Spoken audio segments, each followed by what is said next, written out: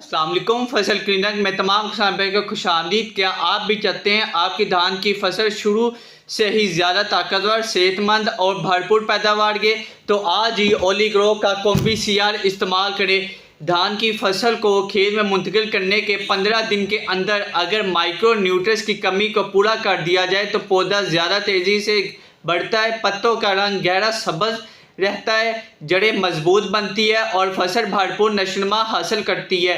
ओलीग्रो का कॉम्बीसीआर में मौजूद ज़रूरी माइक्रो न्यूट्रिएंट जैसे zinc, iron, boron, manganese, copper पौधे की हर ज़रूरी ग़िज़ाई कमी को पूरा करते हैं। इसके इस्तेमाल से पौधे की बढ़ोतरी तेज़ होती है, पत्तों की जर्दी और कमज़ोरी ख़त्म होती है, फोटोसिंथेसिस बेहतर होती है, टेलोमेरेज की तादाद में इजाफा होता है, दाना बढ़ने का अमल बेहतर होता है और बेहतरीन हालात में पैदावार में 8 मन फी एकड़ तक इजाफा हासिल किया जा सकता है।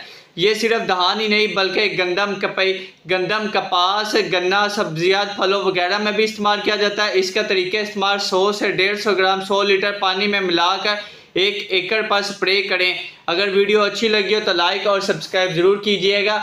मज़ीद ओलीग्रो का कॉम्बीसीआर लेने के लिए हमारे दिए गए नंबर पर रब्ता करें। शुक्रिया।